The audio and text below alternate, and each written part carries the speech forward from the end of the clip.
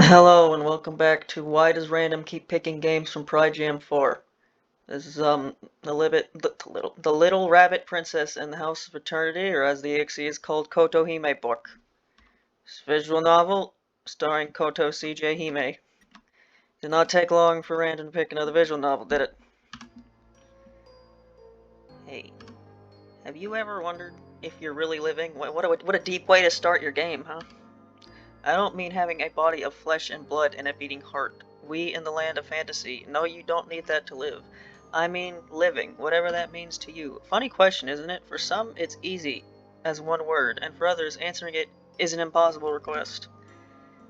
Too many long-lived yokai, life is safety and freedom. To the Lunarians residing on the moon, life is just continued existence. To me, life means movement, growth, change, floating on the wind, swimming through the seas, finding patches of shelter and sunlight, and becoming a part of the world. Even being stomped on and crushed forever is a form of living, because while you can't see it, the seeds you bore will carry on through the wind, and you will live through them.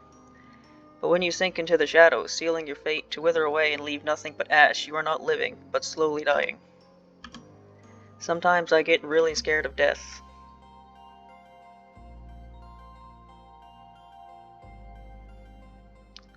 A little rabbit princess frolicking in the woods after so long staying cooped up in my castle. You have a castle? I wished to leave.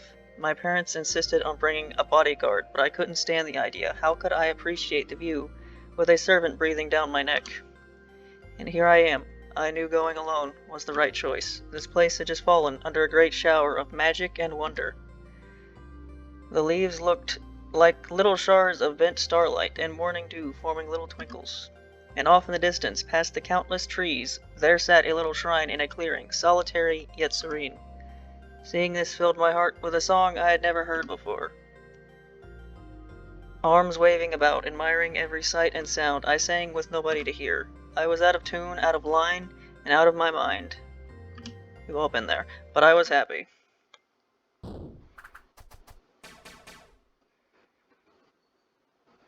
Dash Ramu! Now get out and stay away forever. Fine, fine, just stop hitting me with those things. Finally, I thought you'd never leave. On that surprisingly cool summer day, a scene from a cartoon played before me. I had only come to this shrine to visit an acquaintance, but instead I have found two. The Shrine Maiden, Reimu Hakure, and someone else. A girl dressed in blue and gold floating in the air. She had been blown out the front door, covered in countless little amulets. Once she was far enough to escape the Shrine Maiden's wrath, she stopped moving and tried scraping off the dirt and amulets. I only stood in place watching her closely. It took a while for her to notice me, but when she did, she started walking towards the stairs. She seemed to consider stopping as she approached me, meeting my eyes for only a second. For a moment, I thought I heard muttering. Weirdo.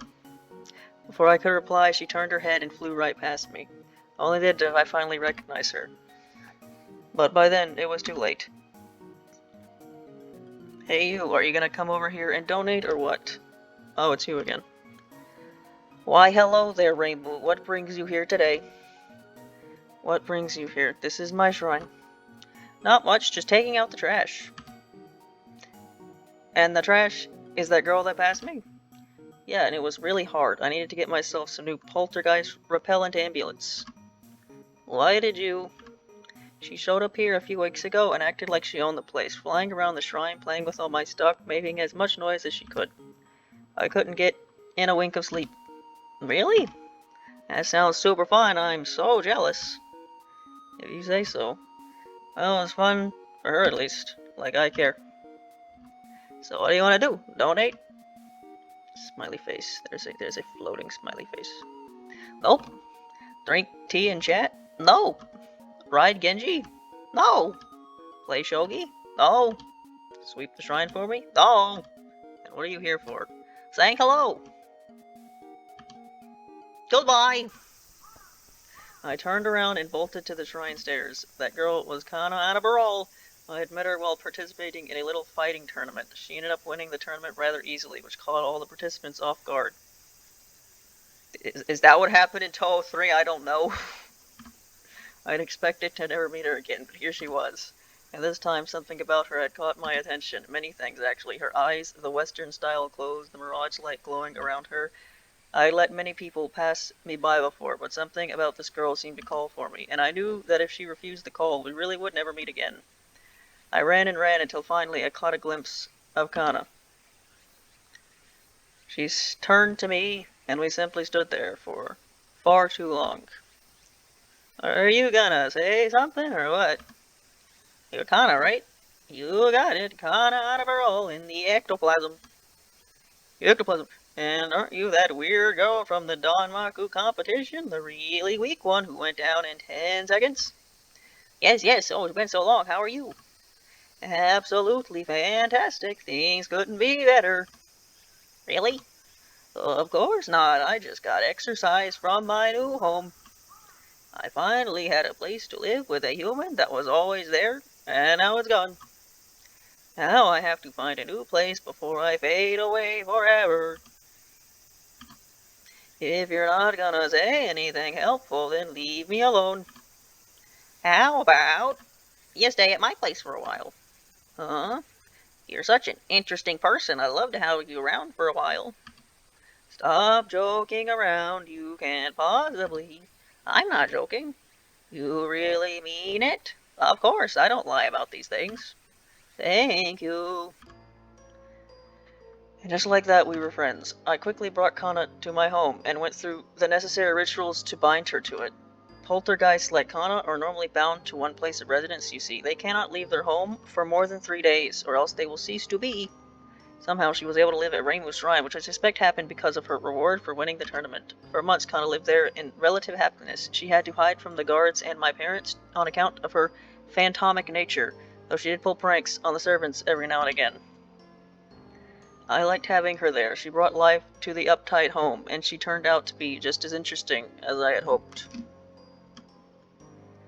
She originally lived in a Western-style house just outside the human village, and while she couldn't get out much, she had access to tomes that taught her many things. It was to the point that she knew more about the outside world than the land of fantasy. We would often go on walks and talk for hours on incredibly important subjects. I bet they were, until one night. Come on, cookies are infinitely better than mochi. But they're so dry, half the time it's just crumbly bits of flowers. That's what the milk is for. You just dip them in the milk and they're all nice and wet. You can eat mochi normally anytime. You don't need to get milk from a cow to enjoy it. And they just get sweeter when you bite into them, not all bitter and crunchy like cookies. Bitter and crunchy? What kind of cookies have you been eating? None. What? Not even once. How the heck? What do they look like again? Okay, Miss Cookie Hater, as soon as we get home, I'm going to make 100 chocolate chip cookies and you're going to eat every last one. Sounds great.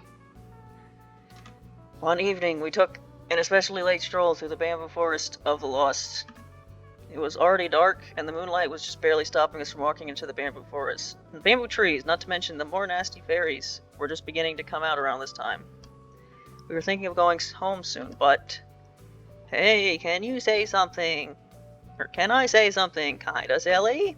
What else do we do together? Alright, I wanna get a girlfriend. Oh my. You mean a soulmate? Someone to love romantically? I've been thinking about it for a while. Being with you is fun and all, but I can't stay forever. Having someone like that might help me.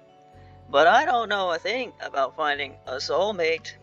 Me neither, but I do know a few places we could try. What's your dream girl like? My dream girl? Your dream girl, the perfect woman for you, someone who has everything you desire in a lover. Oh, that's easy. Soft and caring, with a big smile on her face all the time, she'd be the master of a huge mansion full of things to do and take care of it with the utmost skill. Tall and strong in both mind and body, always there to reassure me when something goes wrong. She'd have long hair that glows like the stars and a sense of fashion in her clothing, but not too much. Not so much it becomes gaudy. Oh, and a set of massive honkers. Honkers? Honkers, you know those big metal things that go honk when you blow into them? Ah, trumpets. Every night she would cast a spell for them to magically serenade me to sleep. How convenient. I know a few people just like that right in this very forest. Just follow me. And so our night out continued. The people I knew resided in a place completely isolated from most of the land of fantasy. I had happened upon this place some years ago, and since then it's been a little secret of mine. Past the brook where the frogs do not croak, over the ant-hill that towers above mountains, and through the eyes of a spider web, there she was. The white rabbit. That's a rabbit, all right. It sat in a clearing, seeming to beckon us closer. Looks like the doors are open this time. What do you mean? It's just a rabbit. A rabbit that will show us the way. It just ran away. 1 second it was there, and the next it was gone, only leaving a ruffling of bamboo leaves in its wake. We ran through thickets and the trees, past the fairies and their magic lights. Several times we thought we lost it, but after what felt like hours, we were there. I was so tired. Hey, what are you doing here? Aren't you supposed to be fetching the laundry? Fucking rabbit racing, Tay. Hey, get back here, Tay. Good morning. Well, you. Me. I can't believe Tay let you here again.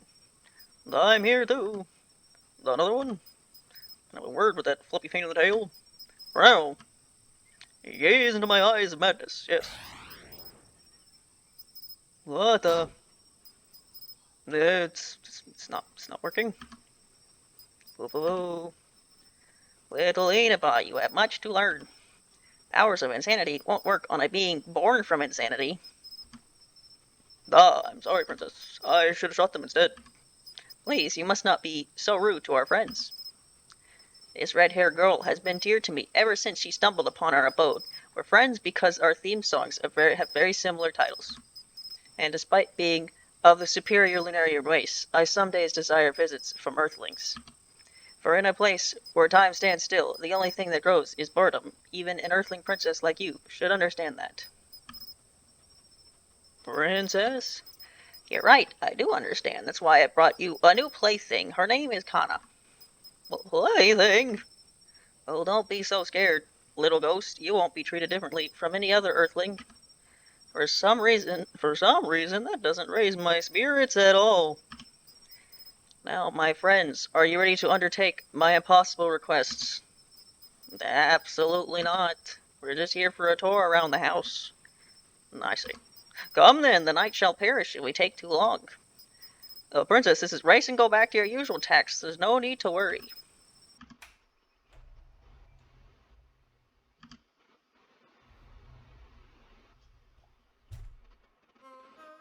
Welcome to the House of Eternity, my home of over 1,000 years and counting, but I'm not counting.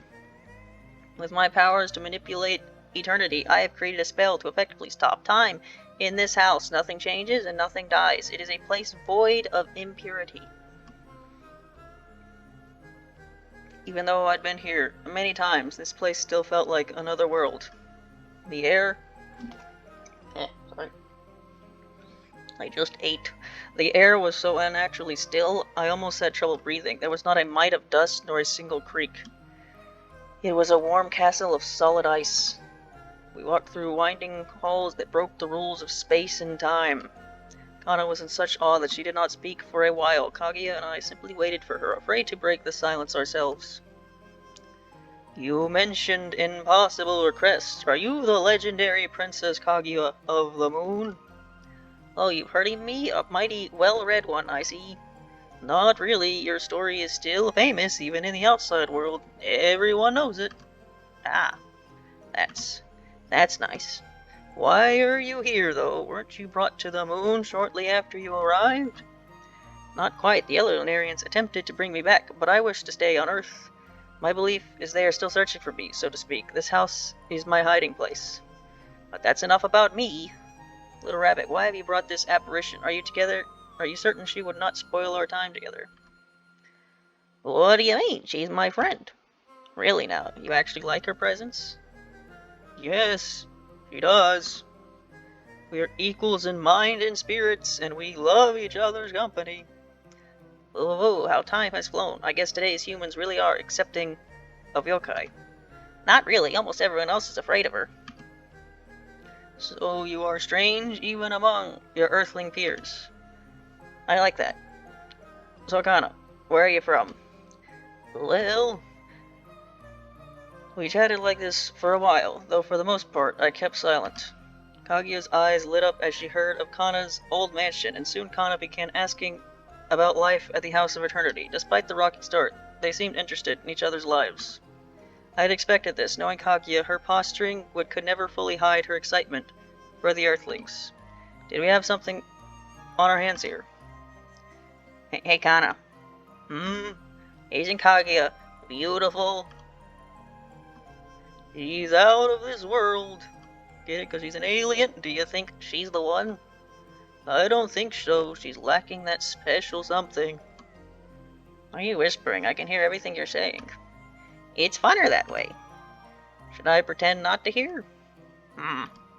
No. Kana, take it away. Well, me now? Better to be direct in this case. Kaguya is really understanding. Okay, I'm looking for a girlfriend. Someone confident and caring, strong in both mind and body, yet unafraid to open emotionally, and if something went wrong, she'd be there for me no matter what. Even better if she had a huge extravagant home, long shining hair, and a slick sense of fashion. And some massive honkers. That's so sweet. In that case, Erin would be perfect for you. She's the other Lunarian in this house, many known her as the Brain of the Moon. She has secured a long history as a great sage, and even helped found the lunar capital, using her wits and intelligence, thousands that of any human or yokai. In the House of Eternity, there are no spirits of your kind, so I bet she would fall in love at first sight. Or she would just dissect you for research, but that is a form of love from a scientist, is it not? I don't know how you dissect a ghost. Don't think that's how that works. I'll pass, thanks. What a shame. What about Racin? She fits zero of those descriptions, but she is close by. You shut your mouth. Who? Racin's that money lady that tried to shoot us earlier. An amusing one she is. She used to work at the lunar capital with the other room rabbits, but she deserted during the Lunar War. Erin and I happened to find her one day and took her in. She may seem aloof at first, but you two could perchance become closer if given proper tools. Tools? Kana, have you ever played shogi? We discussed what to do, brought out the necessary materials, and then called Racin over. I'm glad that this is just a visual novel, and there's no mini-games. You're not gonna make me play some shogi. And we explained to her she and Kana would play a friendly game of shogi together, with only one thing changed. We're playing chess too? Yep, since I gave you a chess game not too long ago, we thought it would be perfect for you and Kana to bond over. But I've never played chess. How does it work? You'll figure it out. That's not how no, I won't. I don't know what these pieces do. What the? Like I said, you're playing chess and shogi. Kana will be the chess piece, and Racin will be shogi. Fine. I'm not playing this, am I? Prepare yourself, bunny girl. Ready, set, start. Okay, I'm not. This is just a visual. Wait, why can her pawn move 2 spaces? That's just a basic rule of chess. The first time it moves, a pawn can move 2 spaces. Oh, and they only capture diagonally forward.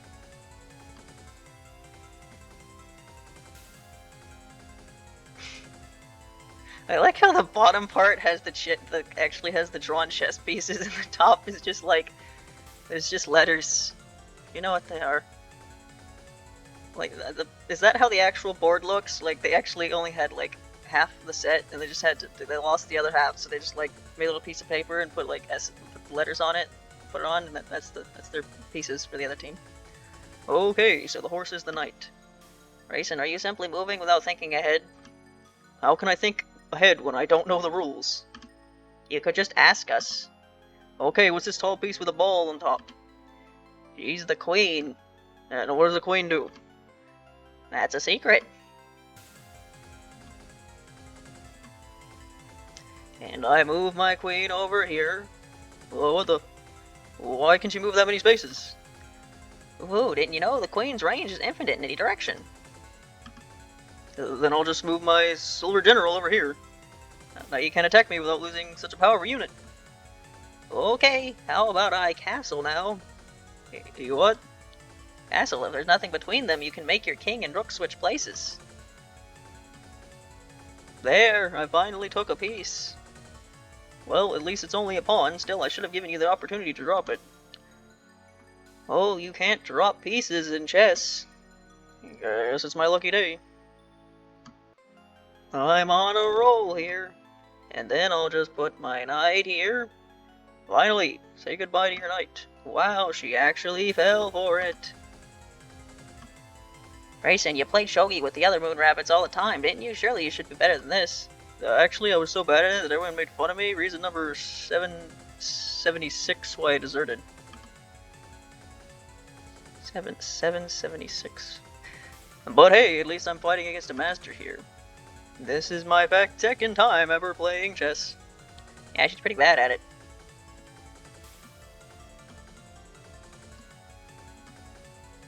Yes, I got my bishop over there. Now let's just... Kana, you're in trouble now. Yeah, I know. I'll drop this bishop right here. Fine, then I'll just... Yes, the turns are tabling now. The turns, they are tabling. Oh no, I forgot to promote that bishop. My. Okay, and then let's drop that queen. And she has the exact same moves that your queens have, right? Sure, that sounds fun. Oh, my rabbit's foot is finally paying off. Oh. In that case, I'll exchange your 4 pawns for another queen. Oh, what the? You can't do that. It's one of the most basic rules of chess. Now that my pawn is in the promotion zone, they'll become a queen. And of course, I can place it wherever I want. This game has some very silly rules. Then I'll move here, and I'll move here. Ooh, Kana, give Racing that queen. What? He fell off a cliff. It only happens under very specific circumstances. What the heck are you talking about? That makes no sense. It's very old rule. Many of the more unfaithful editions omit it. Fine. I guess it's only fair for her to lie when I'm doing the same thing. And here's another queen for you to deal with. Racing, you're fleeing. How fitting. Please, princess. My heart can't take much more of this. I believe you, but there is another option. Then we go there and... there?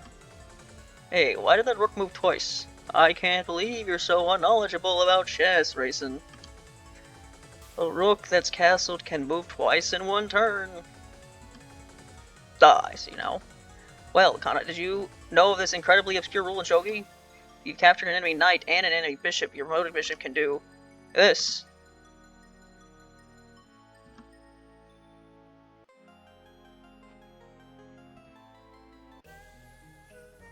And there we have it. I've won. Giant smiley face on the screen now. Good game. Even though I lost fair and square, I had a lot of fun. Are you serious? Yeah, I don't get to do these things often, and playing with you was a real treat. To be totally honest, that was the funnest thing I've done in years. To be totally honest, I hated every second of it. But you seem fun to be around. How about we play again sometime? Preferably with the same pieces. Deal.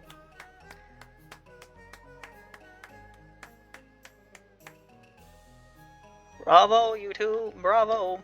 I've never seen such a splendid battle of wits. If you say so.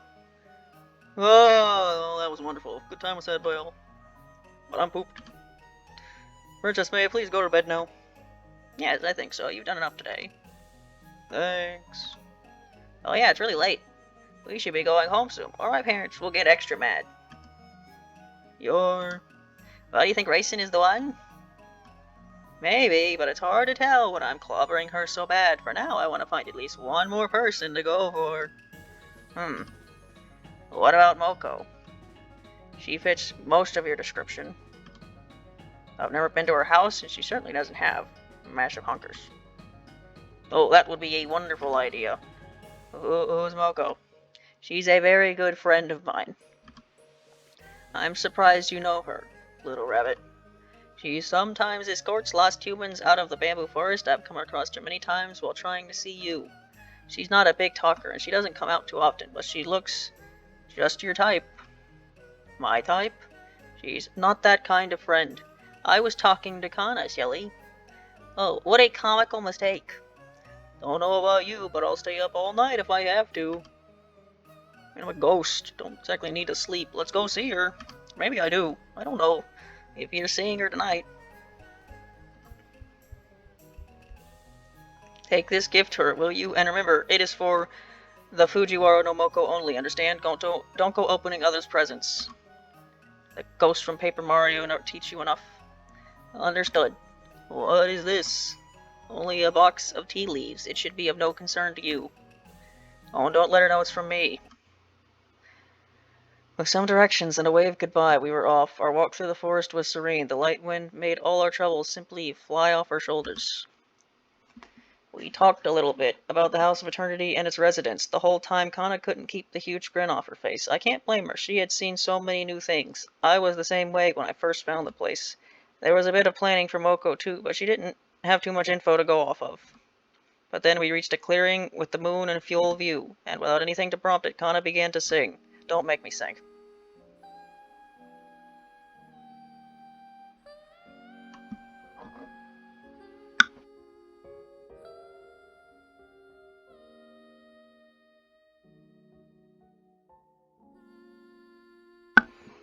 This was the first time I had heard her sing. For a second, I thought of making a joke about it, but it was just too beautiful to interrupt.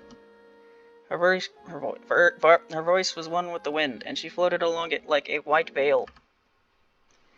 We arrived at Moko's house far too soon. It was much smaller than I'd expected, but thinking back, it was definitely more fitting for her. I approached the front door with the smallest steps, while Kana floated behind me. What if she's sleeping now? Wouldn't it be rude to wake her up? Absolutely. Hey, Moko, come out now.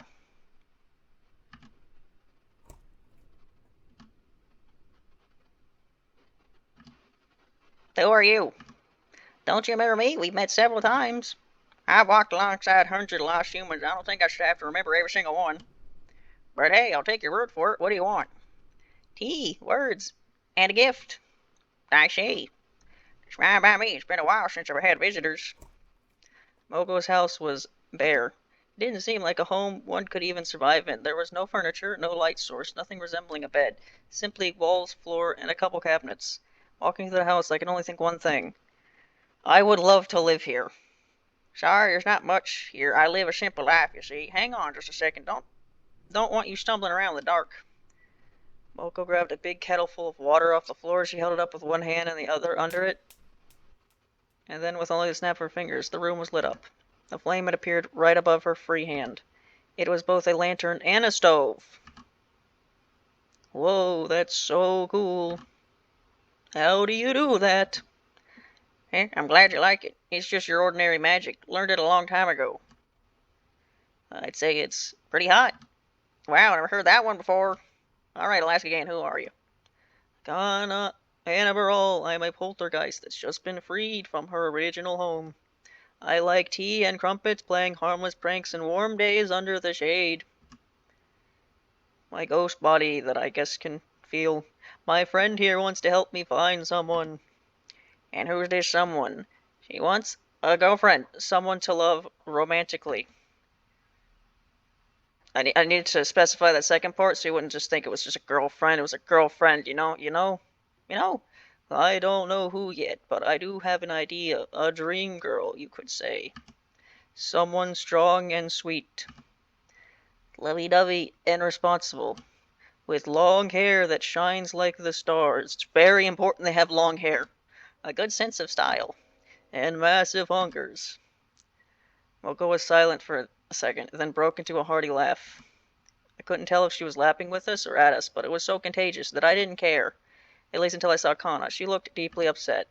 That's amazing. You chose me of all people? I'm flattered, really. Sorry, it's probably stupid. No, you're fine. It's good to know what you want. Besides, I've seen plenty worse goals in my days. I don't think I could take you up on that, though. I haven't been in the mood for romance in a long time. Sorry about that. So, I'm still up for a chat, though. It's getting late, but I can stay up all night if I want to. I don't need much sleep either. Sure. Tea's ready now. Can we have some? Sure, just let me drink it first.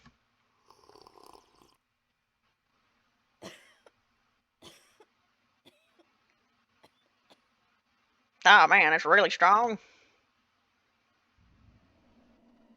The room went dark. Moko kept coughing and just wouldn't stop. We both froze for only a second, but that was enough. By the time the coughing ended, all we could see was the outline of a collapsed body on the floor, unmoving. Oh my gosh! I killed Moko! Is she? Holy macaroni, that hurt. Sorry you had to see that. Why?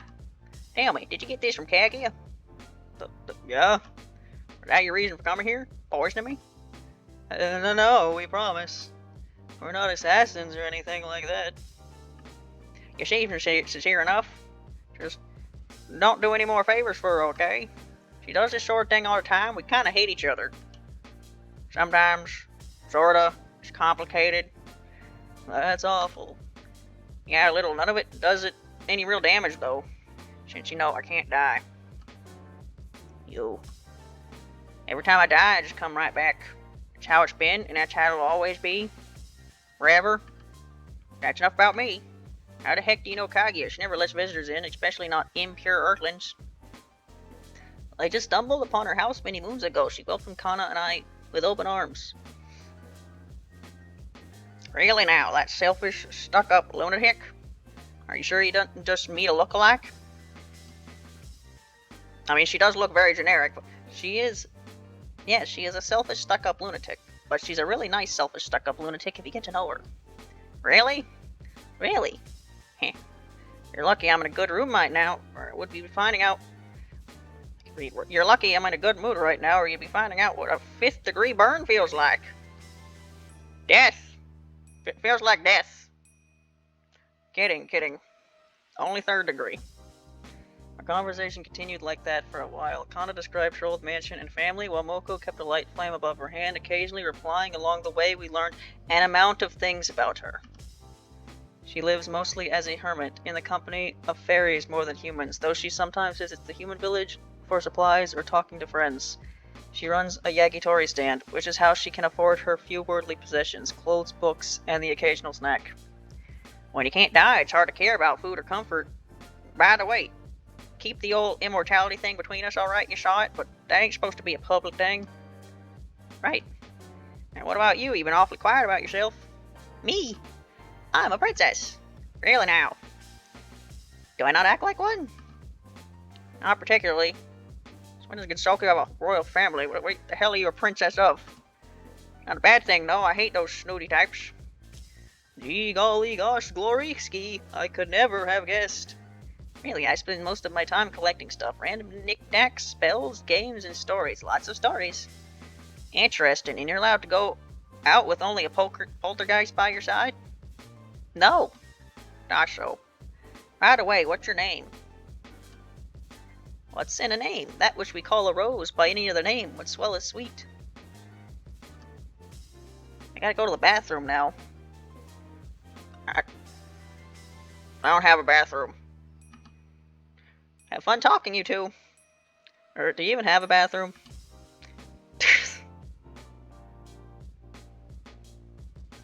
There's a hole in the ground outside. Just look around for a minute and you'll find it. Sorry, that's probably a total disgrace for a princess.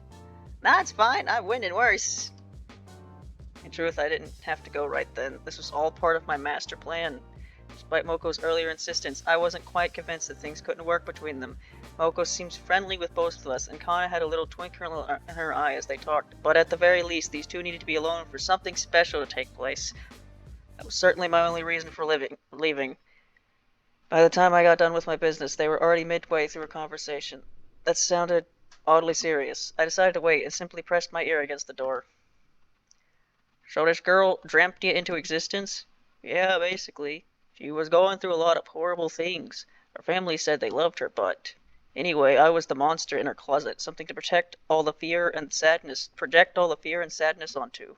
I had horrible red spots all over me, disfigured legs, and empty eyes. To be honest, I was okay with that. That's just what a poltergeist was to me. But as time passed, she became less afraid of me. I went from an imaginary monster to an imaginary friend. Or maybe she was still afraid of me, just less so than the other things.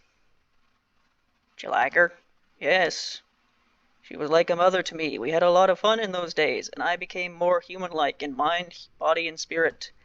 We played games, read together, and talked about our lives. And then she left.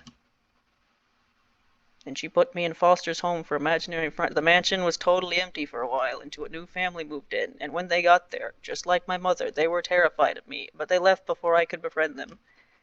Years later, a new family moved in. These ones were a little less scared of yokai. They put seals on the house to keep me from materializing.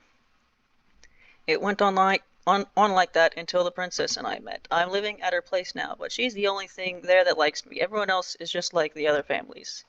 It makes sense, of course. I'm a poltergeist. I get you. Being unwanted sucks. When your own creator deems you mistake, your very existence is a thing to hide away. Even when given food or shelter, you're being starved of affection. By instinct, you look for some way to get that nourishment in any way. At first you cry and beg. That doesn't work, so you try to earn it. That doesn't work, and you start to believe that you've done something wrong. Or more like you are something wrong. Then you either wither away, believing the right, or you do something stupid. Even if you leave that place, bask in the sunlight, and eat the most delicious food in the world, those days stick with you.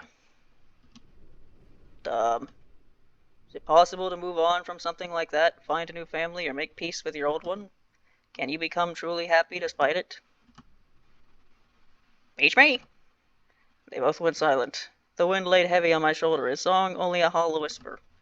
Couldn't stand hiding there for even another second. Dang it, Mac! Oh, hey! Hi. Kana, let's go home. It's getting super early. Ah, you're right. The sun's going to come out soon, ain't it? Sorry for keeping you so long. Time really flies. It's fine. I had a good time talking. Same here. We bid farewell and promised to come back soon. On our way back out of the bamboo forest, we tried talking about Moko. It was fun, but neither of us had the same spark as before. Something about her demeanor had rubbed off on us. As we left the forest, Kana requested a detour to the misty lake. Since the sun was rising so soon, we might as well watch it. When we got there, it was far too silent. There should have been birds singing or fairies playing, but only the flow of water welcomed us. We sat on the side of a rock, watching the sun appear. Normally I would be exhausted, but I had slept through the whole afternoon that day. So watching the sun rise felt no different from seeing it set. I kept silent the whole time, but that was okay. You know, I think I'm ready to give up on our search. Really? We only just started. Yeah, it's just maybe the whole dream girl thing isn't helping. What do you mean? It's too specific. Everyone we met has some things I like and some things I don't. Maybe I should get to know them more. All we've ever done is introductions. You're right. You alright? Yeah. Just, I don't. I thought about it on our way here, all the things we've done together. And it really means a lot to me, Thanks. We made a big deal about finding a girlfriend before, but I already know who I like most. Really? That's amazing. Who is it? Can you close your eyes? I need to get something. Okay. In that moment, I was racking my brain trying to think of what she had. Had she brought a souvenir? Did she want to write a love letter for one of our friends? Oh, in that case, it was probably Raisin. That's the one she looked most happy with. Then again, Kage and Moko each had very strong points. Maybe Kana saw through Kage's princess-like attitude, or did she secretly like it? Oh, maybe she found Moko's angst attractive. Lone wolves are pretty cool, even to me. I closed my eyes and waited for Kana to say something. And waited. And waited. And then I felt it. A little peck on the lips, soft and light. By the time I even realized what it was gone. You're my dream girl, and I wouldn't have it any other way. So, will you be my girlfriend? Sorry. Do you not like me? No, I do like you, just as a friend. Oh, bye. It's not you, it's me. I'm not a girlfriend-having kind of person. You don't swing that way? I don't swing in the first place. Oh, sorry. Probably should have asked first. The sun is up now. Wanna go home? Yeah. As the fairies came out and sang their songs, we walked in silence, gazing at anything but each other. The wind bit at us, and the beautiful water of the misty lake looked ice cold. When we got home, we were met with exactly what should have happened. My parents yelled at me for leaving so long, but I didn't mind much. I was far more furious with myself than they could ever be. The next couple of days were silent too. We didn't do much together, and each time I looked into Kana's eyes, they seemed farther and farther away. Something had to be done about this. Hey, Kana. Yeah? What if you moved into the House of Eternity? Why? You like playing games with Racing, you like Kaguya and Moko, right? And I think you'll take a fancy there, and any of them would be great to get to know. And it seems to me like you're looking for a family. Can't give that to you on my own, but maybe Kaguya and her friends can. I want to be with you, though. I promise I'll visit as much as possible. And maybe it'll be easier this way. If we're not living together, we'll feel more like friends. You'll get to meet tons of new people who will welcome you. You'll get to learn tons of new things about our world, the moon, and yokai. And whenever you wish, you can come over to my house and we'll finally make those chocolate chip cookies together. Okay. At the time, I couldn't tell if Kana was totally happy with it. Even so, we visited the House of Eternity to work it out. Kaguya was on board with it, and so were Racing and Aaron. And before we knew it, Kana had been magically transferred to the House of Eternity. Good afternoon, Miss Annabelle. What's with the formality? There's no reason to treat you like an outsider anymore. You're here to stay, aren't you? As long as I'm allowed to. You'll need to do about 5,000 menial tasks per day to stay. Cooking, cleaning, directing the yokai roads, laundry. Okay. That's what you need. I'm ready to take on all the chores you got. Oh my gosh, you'll actually help me out? I was just joking. Of course, better to make myself useful to my new family. I can't wait. Come on, let's get you introduced to life here. Thank you so much for doing this. Oh, it's my pleasure.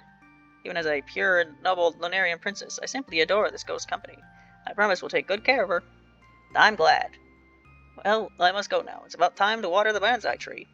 Bonsai tree? That won't ever grow? Will it? Due to your spell and all? Oh, it's just an old habit of mine. It gives me something to do every day. Even a task so small alleviates much of my boredom. I'll leave you to it then. One more thing. Just as I turned around to leave, Kana rushed back to me with something in her hand. Her little hat. Here you go. Take it. Really? Yeah, I don't want it anymore, so you can keep it. It might look nice on you. Thanks. Have fun over there, okay? Alright. Have fun over there, okay? I'll try. That's good enough for me. See you tomorrow. See ya.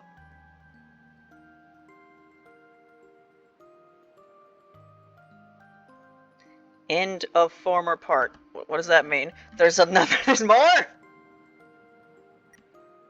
It's been 43 minutes. You know, this is great. You know, the fan, it's not off. It's currently, what is it? It's not, in fact, not 25 degrees Fahrenheit. My phone, or my computer, is broken and seems to think I live in Antarctica. No, that's...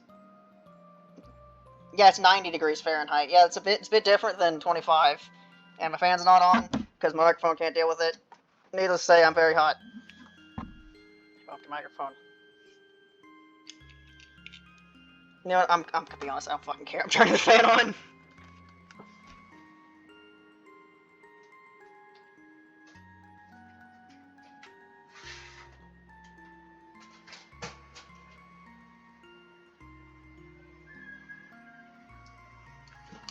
Alright, it's fans over there. Is it making terrible microphone noises? Who knows? But I'm going to die if I don't turn the damn fan on. Time goes by fast, doesn't it? At least for some of us. We think we have all of eternity ahead of us, and that conviction results in lethargy. And by the time one realizes how much time they've wasted, it's too late. But if they realize it early, their life becomes dominated by the fear of death. Okay, is this gonna be like an hour? It's gonna be an hour and a half long at this rate. Is that really a way to live? This is a very biased view, of course. Only a regular human would think something like this. Kana and Annabelle may die from an accident, or a particularly nasty spell, but she does not age, and the two immortals, Fujiwara Nomoko and the Princess Kaguya, really do have an eternity ahead of them. To be honest, I can't tell if I envy or pity them. Before I knew it, years had passed. The House of Eternity's spell had been revoked due to a series of encounters that convinced Kaguya to move forward. Its residents would leave the bamboo forest quite often, interacting with the humans and yokai on a regular basis. They even frequently carried out services for the residents of the human village. Kana adjusted well to life there, to the point she rarely ever left. I visited them far more often, much to the behest of my parents, though one thing had stayed mostly the same. Kaguya! Get back here, you coward! A scream from above the trees rang in my ears. Two figures flew suspended high in the air, exchanging verbal blows. Kaguya and Moko had been flinging their heaviest attacks at each other, but for some reason Kaguya had flown far out of Moko's reach. It was almost surreal seeing the rain of fire and magic energy stop for even a few seconds. Ring of fire. It went down, down, down, and the flames went higher. Kana, Raisin, and I had stood on the ground watching the spectacle in the sky. Oh, Moko, I can't truly participate yet. Your attacks weren't exciting enough. The hell are you talking about? I've kicked you so hard your whole body went flying through 3 dozen trees and thrown 72 fireballs at you. Oh yes, those were very violent and painful, but I haven't been seeing the fun yet. Your insufferable piece of... The fun is burning your smug little face off. And storing you with a broken bamboo tree and ripping off your limbs one by one. And clawing out your esophagus and force-feeding it to you. Chopping your skull clean too. And rearranging your body until your teeth are in your hands and your brains are in your lungs. While you're falling into a pit of lava on the blazing surface. Aha, that's more like it. I'm really feeling the fire now. So how are we gonna get to Venus, Moko? Give me a second, I'm thinking about it. Come to me, arch enemy. Gladly. How does it make you feel? Splendid, thank you. I see that you favor more focused, high-power attacks over large blasts. It's an admirable effort, but you can't expect me to hit with... Stop talking and kill me already. Gladly. This is so fun. I wish I could see this more often. Hey, Reason, what are they gonna do next? Well, I guess they'll start fighting close quarters and clash land on the ground somewhere. Let's just make sure we're out of the way when that happens. Where do you think they're gonna land? Oh, probably a couple meters to our left.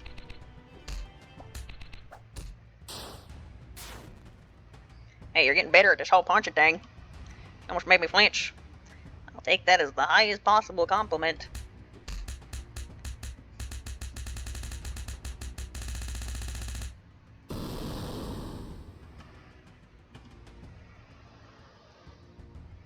Are you absolutely sure we should be here? No. I'm only risking my life here to make sure they don't do anything stupid. Like when they almost caused a forest fire? How does that not happen like every time? One of them literally fights with fire. Worse. You absolutely smug little brutish cowardly moon bitch!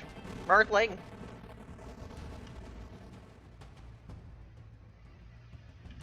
I think we should go. Yeah, they won't get tired for a while.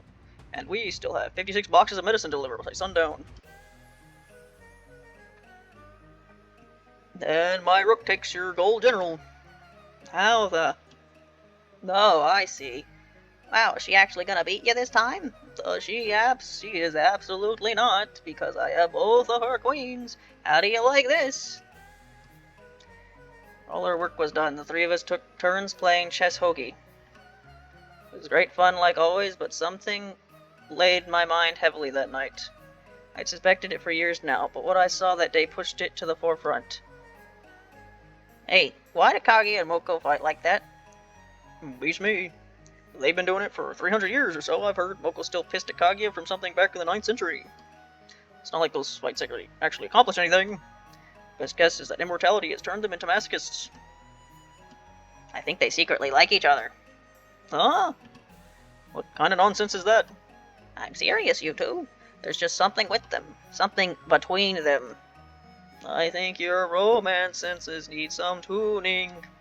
Please, just trust me on this one. If we just set them up together with the right situations, they might just become a couple. You're out of your mind. Just because it worked for Kana and I doesn't mean it will work for people who murder each other weekly. Sure, it'd be nice if they did something else for a change, but there's no way that could happen any of our lifetimes. Hey everybody, I'm home. Jeez, does you have to be so loud? Sorry, I must have rubbed off on her. You don't look sorry. I don't. Well, welcome back, Princess. How was your afternoon stroll? To be frank, subpar. Mocha and I threw practically the same insults and the same attacks as our last fight. I believe it'd take at least 2 more millennia for our death battles to become boring. It seems our spark has been fading out in recent months. I just wish we did something else for a change. No matter. Dying hundreds of times has tired me greatly. I must snooze. See? You may have a point. Not with them liking each other, but the sooner they stop these obnoxious battles, the better. Yay! What should we do about it then? They likely wouldn't be on board with anything clearly friendly. Should we set up something competitive? I have an idea. Only a fortnight ago, I had stumbled across a strange device in the Mound of the Nameless. It didn't function, but I wished to discover its secrets. Corinda was no help, so I brought it to Aaron to figure out what it did. In only 20 minutes, she had assembled the device, put it back together, and written a comprehensive manual on its uses. Of course she did. It was called the PC-98. It had many stated purposes, but the one that stuck out in my mind was playing games. To put a long story short, I made it my conviction to use this to help Kage and Moko. That, and my own curiosity. With a little bit of help from Aaron, Kana and I learned as much about the systems as we could, as well as a strange task called programming. Oh, let's see, what about chain reactions? If one enemy explodes close to another, they all explode one by one and kill each other. That's the coolest thing I've ever heard. Putting that in right now. And the more chain reactions, the more meteorites fall, and the more meteorites fall, the more bullets on the screen. That'll be complete chaos. Let's do it! Hey, Kana, you ready for bed? Oh, sorry, I'm helping her out right now. With what? Making a game is one of the things these PCs do. It's a lot of work, and we want to get it done by tomorrow, so Kage and Moko play it. Because someone invited Moko over tomorrow with having anything ready. That thunder. Noise outside. Hey, it's alright. This way, they can go kissy-kissy even sooner. Sounds terrifying. Can I help at all? That's the wrong... Whoops, not really. Terrifying. Can I help at all? It's a 2-person job. I read the manual out loud and give her ideas, and she uses that clickety thing. Oh, then I'll leave you to it. Just make sure you don't super die from exhaustion. We won't. Probably. I mean, I won't. I can't die. Good night, love. Good night, sugar bunny. Ooh, what about enemy attacks? What are those? You can fill up your gauge to throw a clone at yourself at the other player. And the clone does a bunch of attacks that are even harder to dodge than your normal gauge attack. But there can only be one clone at a time, so if you're being attacked by a clone, you can make a clone to make the enemy's clone go away. You're a genius, Kana. Oh, don't flatter me like that. This is just like old times, isn't it? What do you mean? We haven't been together like this in years. Just us two. We haven't. Are you okay? Yeah. I've been thinking lately about how we got here. Ever since that morning we watched the sunrise. It's strange, you know, how much feelings like that can change. At first, Grayson was my second choice. Even after I confess, our love felt lesser, and every time I looked into her eyes, that was all I could think about. I overcame it a while ago. We're happy together now, and I wouldn't have it any other way. But sorry, we shouldn't be talking about this. It's in the past now. I'm the one who should be sorry for what I said back at the Misty Lake. However, I should have responded. That wasn't it. I just made you sad for no reason. Did you love me back then? Did you have any desire to be with me like that? No. But maybe I should have said yes. I just wanted to make you happy, you know? We were together, that even if I saw you as a friend, you'd have your dream girl. I wouldn't want you to lie to me, not like you do with everyone else. You made me happy just by being you. Even if I was sad at first, it's okay how things went back then. Like I said, wouldn't have it any other way. Alright. Let's get this game done, okay? Let's. So what am I here for exactly? Fun and games for the whole family. Heh, alright. By the whole family, do you mean Kage and I? Yes. Okay. What do I get by subjecting myself to this? You get to play the games themselves. Why would I care about some toy? Because this is our game.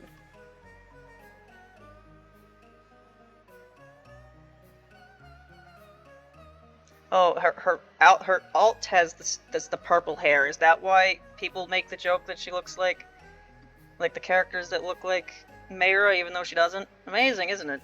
Oh my gosh, this is like that brick I have. Brick? Yeah, the brick. I got it from his kid from the outside world who found his way into the forest. Funny one he was. I could barely understand half his vocabulary. Scored him out and he gave me this little gray brick. This thing, she said, this gizmo's got some giga epic retro games. It's totally fire, dude. Had this little screen with a bunch of characters in it, like a puppet show, but the crazy thing was I could control the characters. The thing gave me tons of fun for the whole day afterwards. Then out of nowhere, it stopped working. The characters wouldn't appear anymore. Now I just use it as a paperweight. Wow, that's amazing. Sounds like the batteries ran out. Batteries are a rarity over here, but we could just use a couple spells to keep it running forever. Really? Yeah, tomorrow we'll get you one, alright. But only if you do your best in this challenge. Deal. Hours of work and setup later, we had finally arrived at the event's time. Kaguya showed up very late, so she wasn't kept waiting for even a second. Kana and Raisin were off doing errands, so it was only me and the contestants. I quickly explained a little bit about the game to Kage and Moko for the sake of expedience. Ladies and bunnies, welcome to the first ever Clash of the Moon and the Sun, an event where we make your underlying wishes come true. We have gathered our two fine contestants here today for the greatest competition in the whole House of Eternity. The Princess Kaguya and Fujiwara Nomoko.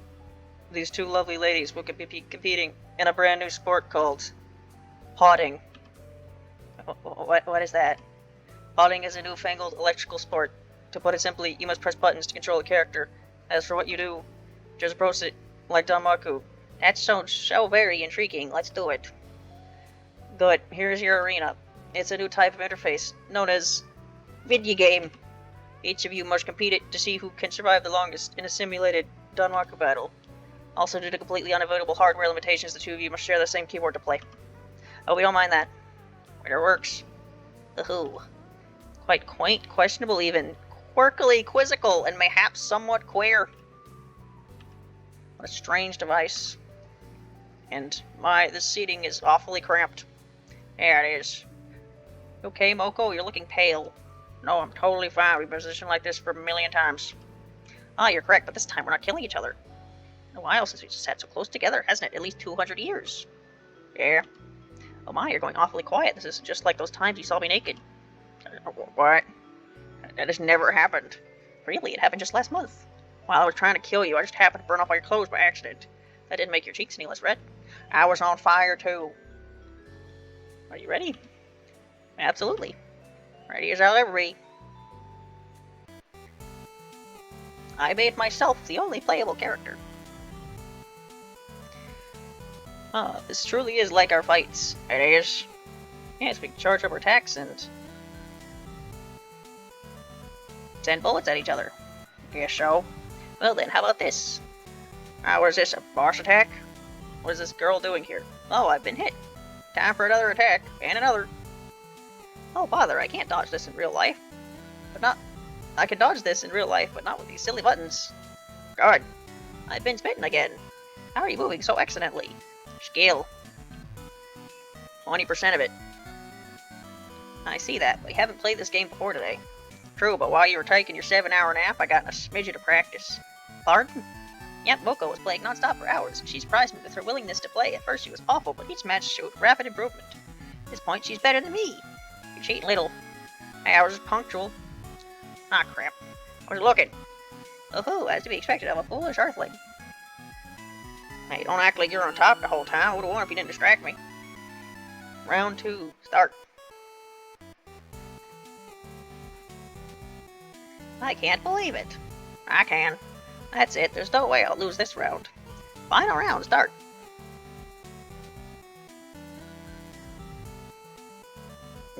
Victor, I can't move.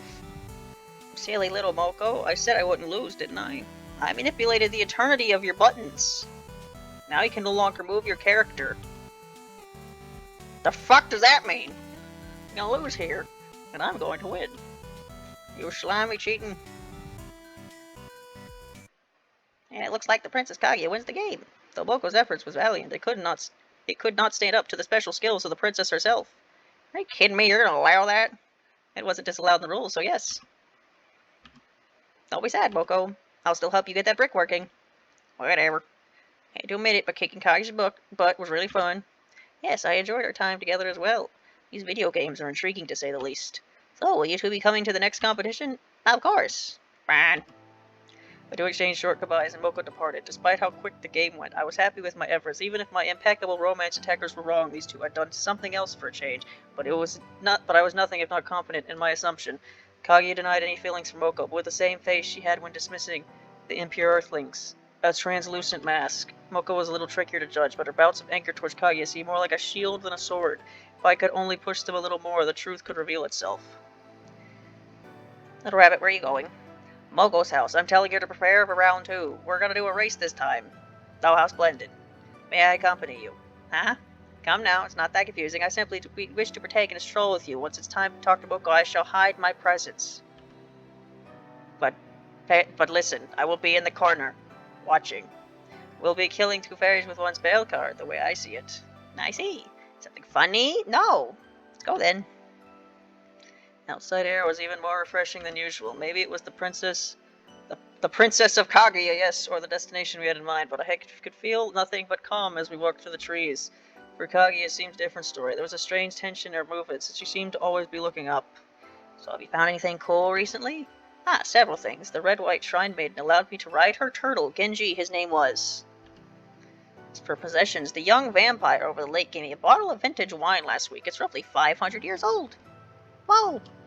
Beautiful, isn't it? I would like to keep it as a collectible, but the thought of drinking it is just too enticing. Why not save it for a special occasion? Like what? Like a 2000th birthday, or a marriage. For the end of the clash of the moon and the sun. Ooh, little rabbit, that just may work. Moko might not appreciate the value of such a celebration. I think she will. Kaguya's silence rang through the bamboo forest for far too long. As we approached Moko's home, even I started getting anxious. But when we got there, our ears picked up something unexpected. Moko was talking to someone. She sounded excited, almost stumbling over her words. The other person spoke occasionally, and we could recognize her voice immediately. Kana Shirasawa, a teacher in the human village and a friend of Moko's. I had come across her several times during my trips there, but never seen her in the bamboo forest. She came across and was very nice when we met, and once she was even walking alongside Moko. We waited outside the house. It's not eavesdropping if you're still deciding whether to enter, right? I've been finding so much cool stuff recently. Like, oh my gosh, can you look at this thing? What's that? It's the brick. It's this little thing with a screen, like a puppet show, but you control the hero. Really? That's incredible. May I see it? Be my guest. Oh, before we get too caught up in that, I made you lunch. Kane, you really don't have to. I do, in fact. You don't properly feed yourself. It's fine. I can just burn myself alive if I'm that hungry. I'll just resurrect and have a full stomach again. I don't think that's how that works. Whatever. You don't gotta worry yourself too much. Nah, sorry, that's kind of morbid. Moko, please just eat. Thank you. Means a lot to me. He stopped talking for a bit. All I could hear was some faint music and Moko eating. That's it, Kaguya. You go hide. All right.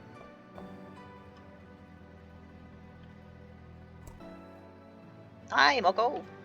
Hey, nice to see you, princess.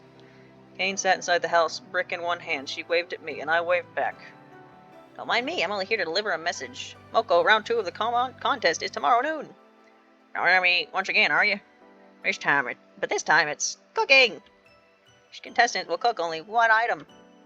You'll be deciding each dish for yourself, so make sure you have a plan and the necessary ingredients. Oh, no magic allowed. Sounds horrible. I'm in. Yay. Anything else you have to say? Only a question. Can your girlfriend? Huh? It's none of your business. If you say so. Well, I'm off now. Ta-ta! See you later. As I slowly walked away, I could hear a little bit of talking coming from Moko's house. Moko, you never told me about this. That's so interesting. It's nothing special, really, just games with a friend. In this case, it's to give you some much-needed training. Kane, I can cook just fine. Just fine isn't enough in a competition. You'll be facing the best of best. Somehow, I doubt it. Hey, Kaguya. Hello. Sorry, I changed my mind on what we would do. It's no issue at all. I'm an excellent cook, you see. If you say so. Ah, little rabbit. What was with Moko today? Her voice was so happy, so relaxed. She seemed like a different person.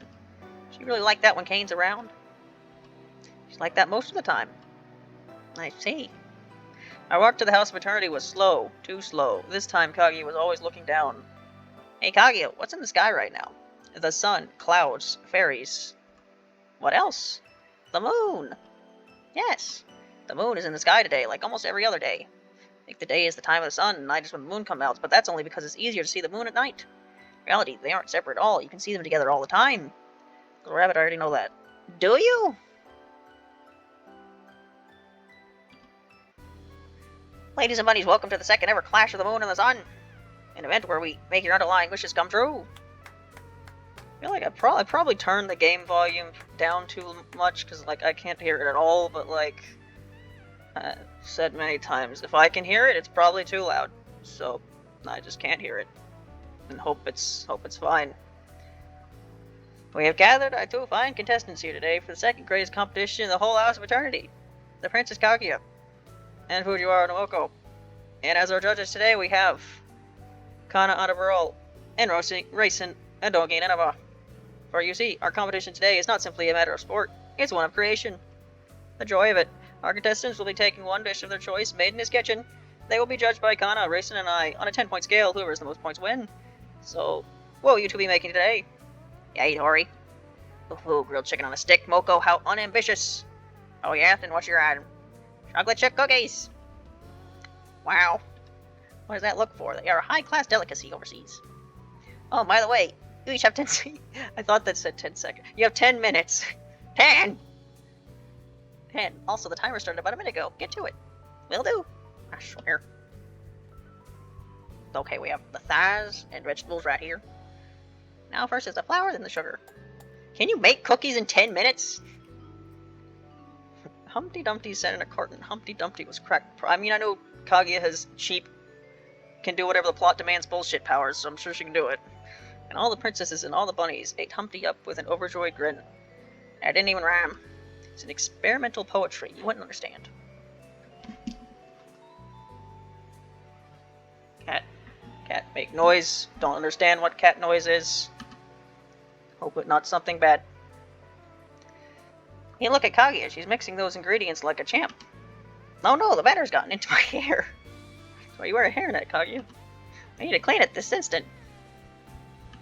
Well, whatever gives me more time. Whoa, do you see those knife skills from Moko? She's cutting the chicken so quickly. And she lost a finger. Should we, No, it's fine. A little blood would just add to the flavor. Alright, now for the sauce. First step it's sake, then soy sauce, and there we go. I'm all clean now. Where were we? Halfway through frying the chicken, Your Majesty? Yes, I can see that. Okay, your finger. Oh, this. Don't worry about it. I'm not going to let any blood on the food. How does your regeneration work anyways? It's not just going to come right back, or is it like Deadpool where you got to wait a day and you get little baby fingers first? Doesn't it hurt? Of course, but it's one teensy second. There you go. Cast a spell to make it heal instantly. All better now. Yeah. Oh. So, Judge Kana, how are you looking forward to eating those lasses' delicious food? I'm scared for my life, honestly. Good thing I'm dead. Very understandable reaction. How about you, Judge Raisin? Who even cares how good it is? I'm so hungry I could eat anything. Even Kana's cooking. Hey, take that back. I'm a great cook. Kana, you are a wonderful, amazing, beautiful person who cooks. 1 minute left. Ah, you are so screwed. Pop these in the oven and done. What the? They were only in there for a second. Time powers. Ooh, I simply manipulated the oven's eternity inside the oven. 10 minutes just passed. What about the no magic rule? That was a rule? Oh, sorry, I didn't mention that, did I? In this case, let's just throw that rule out the window, okay? Wait, it's totally wrong. Rule shouldn't just be broken because you screwed up. But you were okay with your finger being healed. That was... And time's up! Contestants, bring your dishes to the table. First up is Fujinaro Momoko's Yakitori. Do you think they actually, like, found a picture for that? They took that picture in real life, or do you think they just kind of found one? Moko, how was your experience making this fine dish? Amazing, except for the fact that I had 0 time to actually cook it. Good to know. Judge Racing, what do you think of the meat? It's undercooked, as expected. I see. I get salmonella now, goddammit. Judge Kana, what do you think of the meat? I love the sauce, it's very tasty. I can't get salmonella, so it's fine. Judge Kana, what do you think of the meat? The veggies were cut really well, and they feel ready to chew. Judge Kana, what do you think of the meat? It's not dry. Amazing input, Judge Kana. Now let's show our scores in 3, 2, 1. 3, 7, 6. That's a 3, a 7, and a 6. You get a total of 16 points. Be generous, honestly. Next, Princess Kaguya's chocolate chip cookies. Pray tell, how did these go for you? Absolutely swimmingly. Oh, Judge Kana, what do you think of these? These cookies are perfect. They have such a nice gooiness to them on the inside that really elevates them for me. Must be because of the chocolate chips. And those create the most immaculate palette of flavors ever. Oh my, what high praise, Judge Racing. What's your opinion? It's good. Splendiferous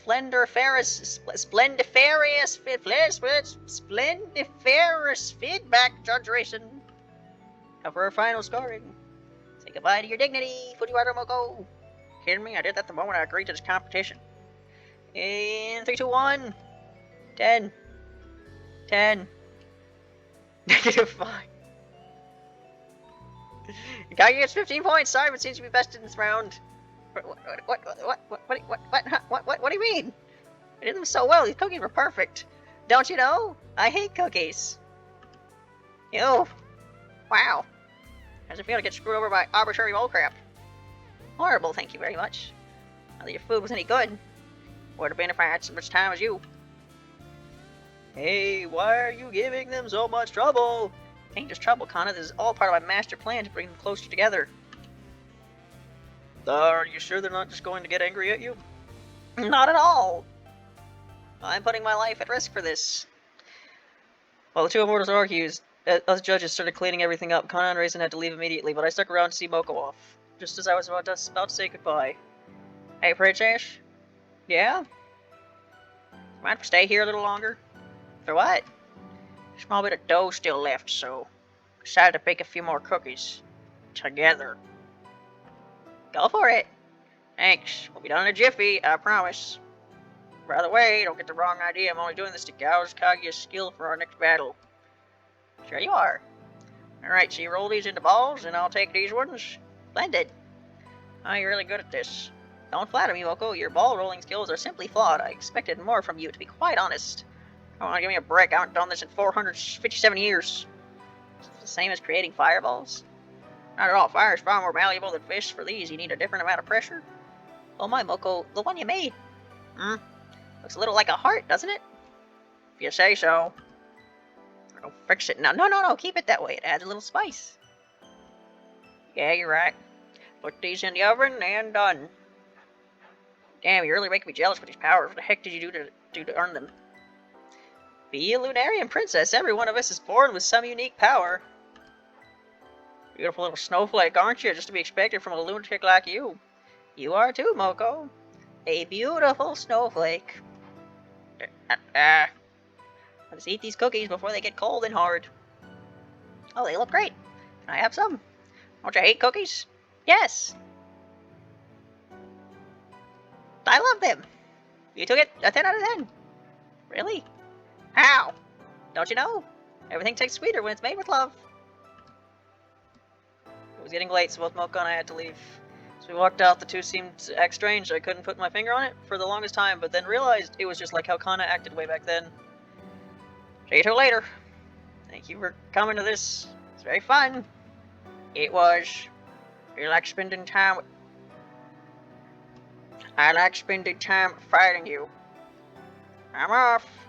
Good night, Moko. Kaguya, what do you wish for with Moko? What do you want? I want to see Moko happy like she is with Kane. No, more than that. I want to be the one that makes her happy, and I want to be with her. Happy Together. Forever. I mean that literally. So you love her? Ah. Love is a rather intense word. You murder each other regularly. I don't think intensity is that taboo for you. It's different there. You sure about that? Gotta go now. My parents are gonna be real mad at me. I see. A pleasant snooze, Rabbit Princess. Little Rabbit. Just making up what I read at this point. You too. That night I thought of what to do. Something was coming either way. All I could do was speed it up. The next few days went smoothly, most of it comprised of helping out those at the House of Eternity. It appeared that Kage and Moko were going to fight soon. With that knowledge, I decided to go see Moko. I asked Kana to come with me, just like old times. I don't understand those two at all. Do they like each other or not? They. It's not that simple, is it? Maybe. Maybe. She's not home? Hey, over here. My bad, didn't think anyone would come over. No, what are you doing? Making real yakitori. Want some? Sure. You two here to deliver a message? No? Really? You just want to see me? Yep. Okay. It's been a hot minute since I've talked to you, Kana. Yeah, it has. You like it over there in the House of Eternity? Absolutely. Living with Raisin is enough to make me happy, but Kage and Aaron and the rabbits are really nice too. There's so many interesting things to do in there, even with all the chores, I never get bored. That's good to hear. Oh my gosh, they're so much better. These are so much better than the last ones. Thanks. That's not a very high bar to clear. You did a great job in the competition too. Really now? Yeah, I wouldn't even have any food in the oven in time. You don't use an oven for your yakitori. Oh, speaking of Princess, you reminded me of Kage back there with your dumb tricks. You're lucky nothing important was on the line there, or at least 17 of your bones are broken right now. I'm just joshing you. Led to a whim for me, so who am I to complain? Oh yeah, you looked happy. I was. Do you like Kaguya? Hey, don't get it twisted. Just because I have fun with her sometimes doesn't mean I like her. She's still my enemy. That's not going to change. Why? She's the reason I'm like this, stuck in this immortal body. Really? What did she do? Nosy one, aren't you? It wasn't anything she did. Just what she had. Back when Kaguya first came to Earth, everyone saw her as the ever unobtainable maiden. High-ranking men throughout the land came to court her, but she rejected them all. When she disappeared, she left behind her elixir of immortality as a parting gift for the Emperor at the time. Still kind of hard to believe that she could see eternal life as a gift, but that's the lunatic princess for you. Long story short, I ended up at the wrong place at the wrong time with the elixir within my reach, and as a dumb kid, I wanted to live forever, and by the time I drank the elixir, Kage was already cooped up in that shack of eternity, cut out from the rest of the world. Didn't even know I existed until a couple centuries ago. In a sense, this eternal cage of mine is a product of her neglect and my innocent greed. Sorry, you didn't want to hear all this sad stuff, do you? I'm fine, Moko, though you don't have to tell us, if it makes you sad. Don't worry, it's in the past now. Besides, Kaguya certainly told you all this already. She hasn't. It's in the past, if it's in the past, like you say, why are you still enemies? To be perfectly honest, she's something to hate. When I had nothing else, hatred had kept me alive all these centuries. I spent 300 years hating myself. I wanted to die, but that was impossible, so the next best thing was to keep myself hidden away as a living mistake. For 300 years, I hated the world and took it all out on everyone I came across, and when I stopped hating, I stopped caring, I existed without living. Now the one to hate is an immortal like me, someone who will always be there to keep me company. What's more, she helped cause this in the first place. Whether or not this curse is her fault alone, I hate her. I have to. And sure, maybe that hatred will turn into love someday. Maybe once Kane passes away, Kaguya will find me crying alone for just one night. I'll forget who we are, say a few stupid words, and lose myself in her arms. But it'll be over before we know it. The morning after, we'll separate and live through hatred once again. That sounds like a very sad love. It does.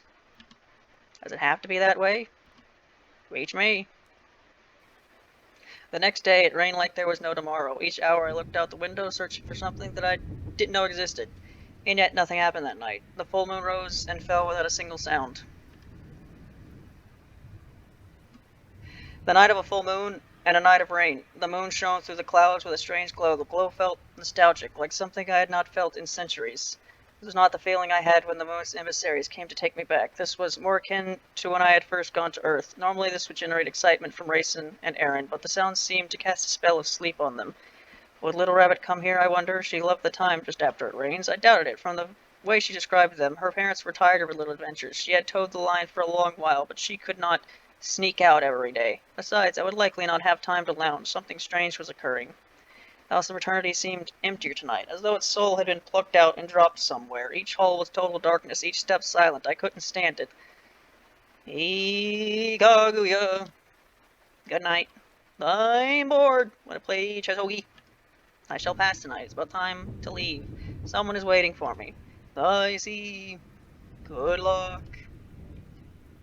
Without a sound, I left the House of Eternity. I flew through the countless trees, letting the moon guide me. At some point during my search, the rain stopped, and shortly after that, I found her, the one who wished to see me. Me means something different now, because I'm the protagonist. So hello there, Moko. Hey, you ready? You mean to fight? Yes, I believe so. Gotten you so down. The rain, ruin your precious hair. I'm not here to fight. I just need to tell you something. Moko, save your jokes for afterwards. Even better, don't make them at all. I'm not in the mood for it, Kaguya. I see. And I shall fight you to the best of my abilities. Why is this a game now? What the fuck? Huh? You don't have me play a visual novel for an hour and 20 minutes and expect me to just play a shmup. Yep. With this tonight, you're barely attacking me at all. One thing first. I think you're smoking hot. Wow, I never heard that one before. Princess tell you that one? Yes, actually. Thought so. Don't you dare say it again. Can handle that from anyone but you. You're making me go again. Oh. Right. Shmups. Yep. Right. Good. Is there a shift button? Sort of. This doesn't appear to be a hitbox. Yep, dodging this. Look at me. I can dodge the bullets. Very good. Dodging bullets. Yep. I'll have you know, when I did the Touhou 6 extra stage, so I could get footage, I captured one of Flandre's spell cards. Somehow. Yep. Your attacks aren't doing anything. I immediately died like 3 times to Labeltane, but that's besides the point. Why don't we try something else? I hear the Scarlet Devil is throwing a party soon. Why not attend it together? That just sounds like a date. It does. No, I'll pass, thanks. Moko, nothing is going to change if we keep doing this. Our fight's gotten boring, do you? Not quite yet, but I want something more. 1,000 years of hatred. What the hell was that? It was a giant wave of bullshit. Yep. Yep. Yes. Yep. It's me, dodging. Yep. For a while, I've wished to get to know you, Moko. We've only interacted in these battles, but you have so many sides to you. I want to see and understand you as a person. Stop lying. It's not like you see us as equals. You keep calling me a foolish earthling every other blow. Could you possibly understand me if that's what I am to you? Moko, the moon has been far away from me for a long time. I've learned to live among these earthlings. The distinction between you and I was arbitrary from the start. I kept the pretense up for the sake of tradition, but I'm a human, just like you. I see. Spent all these centuries inside a cage of my own making, but now that I have finally gone out into this impure earth, it's better than I could have imagined. And you're the most beautiful part of it. Loved ones passing us by. Yes, my finger's on the wrong button. And I've in fact never done Touhou's 8's extra stage. I had to do Heiji's fucking version of um, Fujiwara volcano once, though. That wasn't very fun. Yep. Come on. Just this way. Yep. Please, Kaguya. I can't. Do you know how much time I spent in isolation, or being chased, or in painful battles? Too much. Far too much. The cycle of death and rebirth will never stop, no matter how much I want it to. And it was all because of you. I know. I know, and I'm sorry. Sorry for acting so carelessly with the elixir of immortality. Sorry for hiding myself away from the consequences. Sorry for leaving you all alone. Anything that can still be done to mend your wounds, make you even slightly happier. I wish for nothing more to make it a reality. Oh, yep. This isn't even this isn't even Moko's spell, isn't it? Isn't this one of Kaguya's finals? Or maybe it's one of Aaron's or Kaguya's. I remember going in this circle. Maybe this is one of Moko's spells. Again, I've never actually done that stage. And unlike Touhou 6, I'm pretty sure TH Prac works with Touhou 8, so if I ever get to that point with the cover videos, I'm going to cheat my way through it. We're going to cheat. Everyone cheating but Waluigi. Waluigi. So, how long is this, huh? So, why is it still going? So, hello? You may notice that I'm not shooting. It's because the shoot button, isn't working. Is it, oh, there's a timer there. Okay, this is a timeout spell, I guess. That goes on for, like, ever. There must be Lunarians worse than I. Well, we checked. There really aren't. So I run. Give her a hug. Kaguya. Moko. I know we started off on a terrible foot, and that you have every reason to despise me. I know you've gone through centuries of living with all the memories and experience that comes with them. I know that I've spent far too long in one place, too unafraid to leave, but at the end of the day, we're both children. We can still grow, we can still change, we have the whole world ahead of us, just waiting to be seen. We can start to truly live, and more than anything, I want to live with you. I love you, Moko.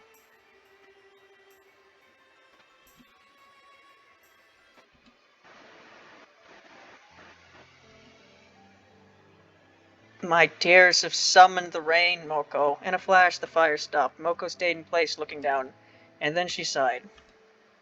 Kaguya. I had no idea you could be so amazing. You're right, it's time for a change. In 1300 years, I've lived countless lives. Most of them were bitter, lonely, they came and went, and I wanted nothing more than to end it all. But now, I don't feel that way, if only for a little longer. I want to cherish this life. The life we started together. Moko. Can I kiss you? How about I kiss you first? Without giving myself time for doubt, I closed my eyes and leaned forward, and then we were together. Despite all the insults and screams that had come from Moko's lips, they were so soft, and for the first time ever, I could truly feel her heartbeat. It felt so tired. Moko's body, one that had not changed in over 1,000 years, was now unrecognizably tender.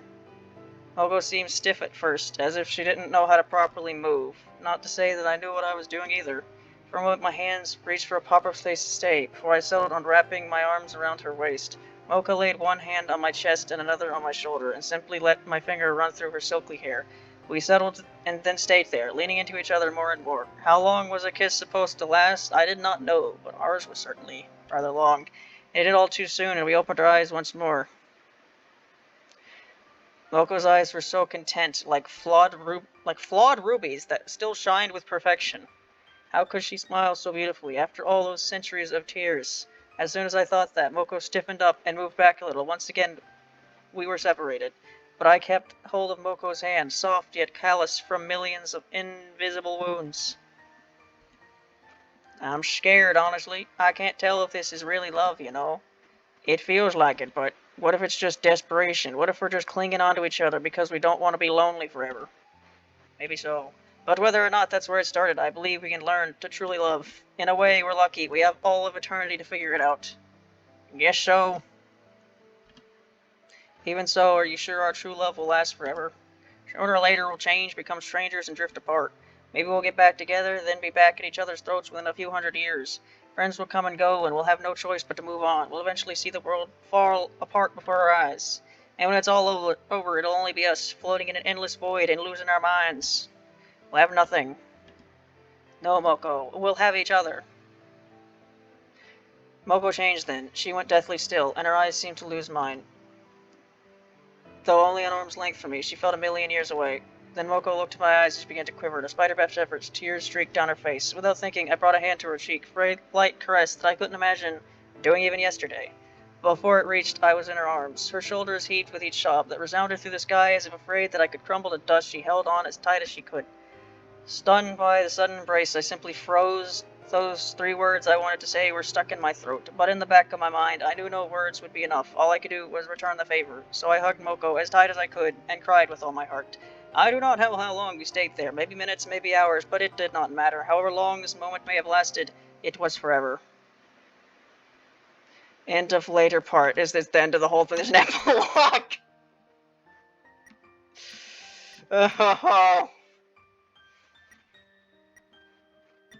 Oh, this is the longest one of these jam videos by far. Well, I say by far. Didn't the Koishi game last about an hour and a half, and we're at there right now. Life went on in the House of Eternity. Ever since that rainy night, Kaguya and Moko seemed closer, though neither of them mentioned it in front of me. It was clear that my plan had been a success. With that success came growth. Moko came over a lot more, playing games, chatting, and helping out. Kana and Raisin had a bit more time to spend together, and they always looked happy. We were all happy, yet something was missing. Come on, come on. You can do it, Raisin. I believe in you. Are you sure about this? I still have all my health. Not particularly. It's simply fun to say. Real motivational. I believe in you, Raisin. Thanks, Go! And I win once again. Bravo, you two. Absolutely beautiful show of gaming skill. Sorry, Raisin. Whatever. She made the whole game. Of course she's really good at it. Little Rabbit, where are you going? Back home. My parents are going to be really mad if I stay much longer. You sure? It's barely evening. Yeah, but they're getting stricter by the day. I'd rather not take chances. Oh, come on. I haven't been able to beat you one season tonight. You think it'll go over 2 hours? Am I gonna have to... Is it gonna end? Am I gonna stitch 2 recordings again? Oh, come on. I haven't been able to beat you even once tonight. Sorry, I guess I'm just too good. Next time I'm gonna beat you for real, okay? No! See you later! Until next time we meet, Little Rabbit. Bye! Wait up! Hey, why not stay? Just a little longer. I can't. Yes, you can. Please, Kana. Fine. Good night. Night. Maple Forest was so quiet tonight. It seemed as if the fairies had stopped coming out, or maybe I just wasn't noticing them. Hey, Princess. Hmm? Oh, hey, what are you doing here? Just coming over to visit? Are you leaving? You've been leaving earlier and early lately. You okay? Not at all. Not so. Can I help in any way? No. I caused the problem myself. Someone else fixing it for me wouldn't be fair. Well, if you need anything, I'll be here.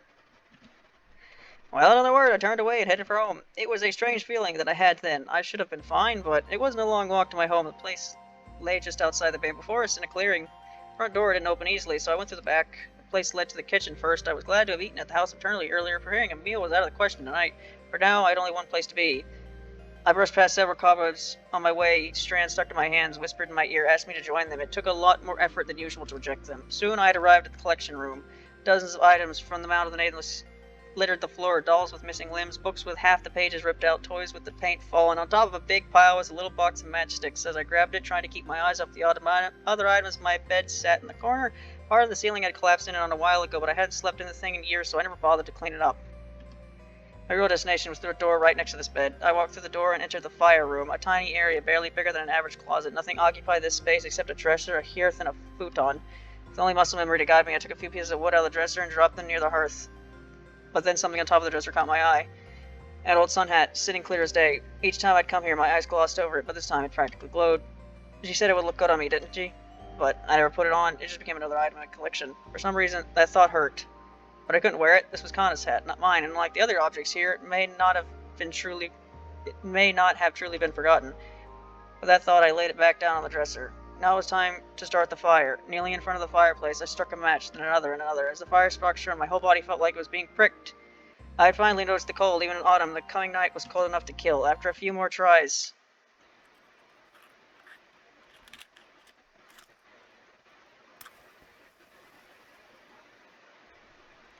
Finally, warmth. I laid onto the futon and closed my eyes. This floor was too comfortable. I had gotten used to it. The crackle of the fire was comforting.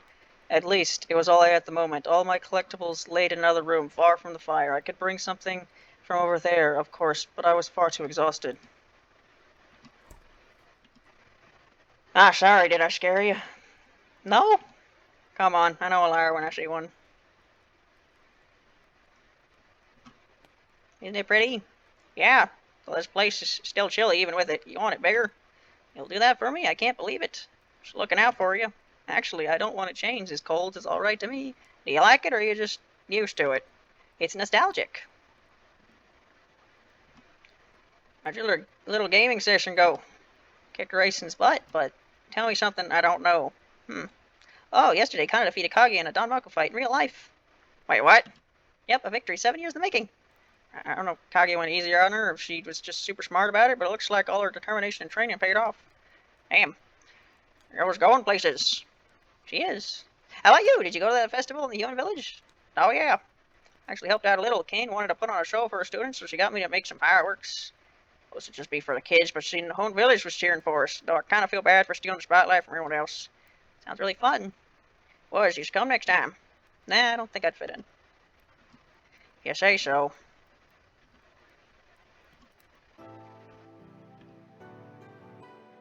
Little rabbit, I don't think this is good for you.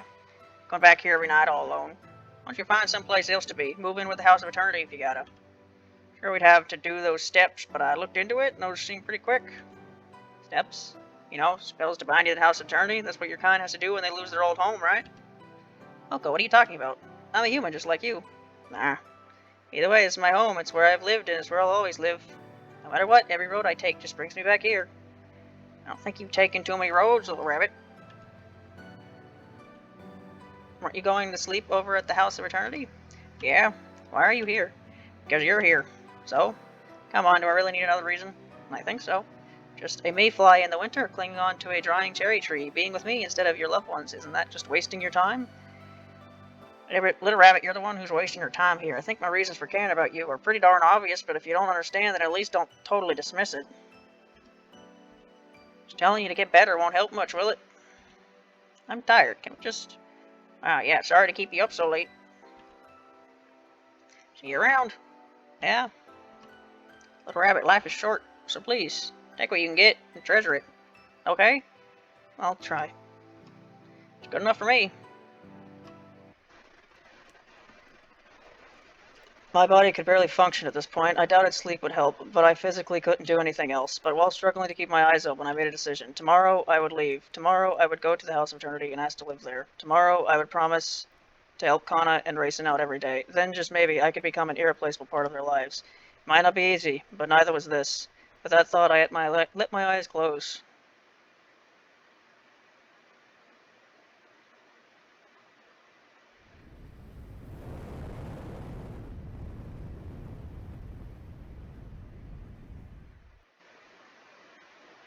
Smoke clouds obscured the faint moon. Embers rose from the blazing building. As if trying to escape the destruction, wooden walls collapsed into each other, their own weight proving too much.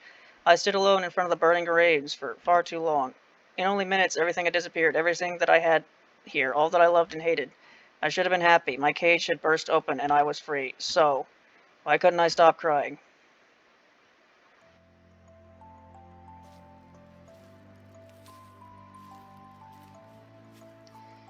Do you think she's okay? Well, of course. She's come over to our place so many times, we're just returning the favor. Sure those parents of hers are gonna welcome us? Oh, they won't be a problem. Wait a second. None of you have been to her place, have you? Nope. Not even once. I wish to, but she always went home by herself. So this is the first time you'll be seeing it. Moko, are you alright? Huh, of course. You seem to have a lot on your mind. She's a little nervous, that's all. Visiting her place for the first time. Somehow it puts me on edge. Back as always, Moko. Here we are. Looks like it's in total shambles. This place is Little Rabbit's home?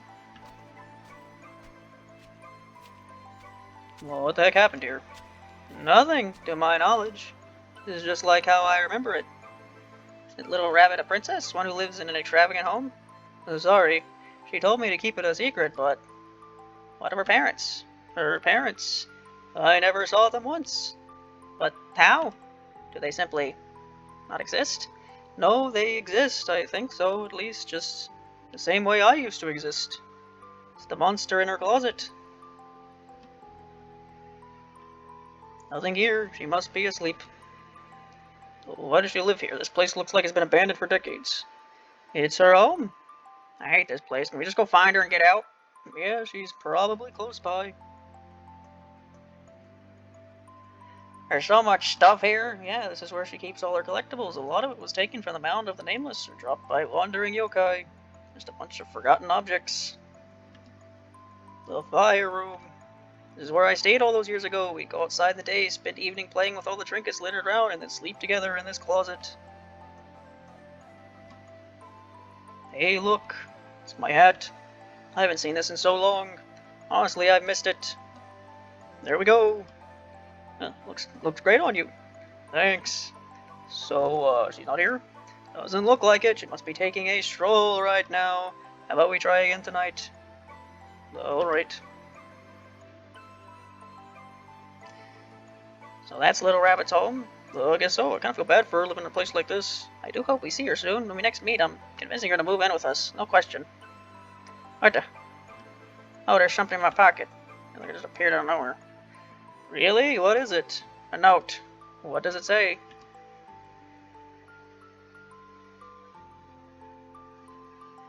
To the people of the House of Eternity, by the time you read this, I will no longer be in the land of fantasy. Maybe this is a shock to you, but I've been tied down for most of my existence. You have too, each and every one of you, but by now you all have broken your chains.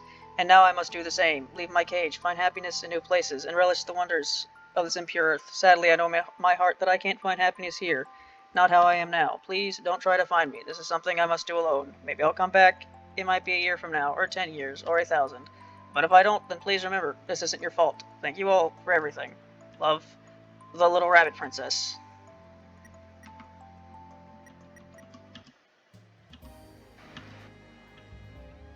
Credits. Oh. Yep. When I pick these games, sometimes I have no idea how long they're going to be. And this one turned out to be very long. Hello, Oren. Hello. What are you doing? Yeah, I kind of just turned the fan on halfway through this. Hope it didn't ruin the recording. But again, 90-degree Fahrenheit weather is really hot. Hey.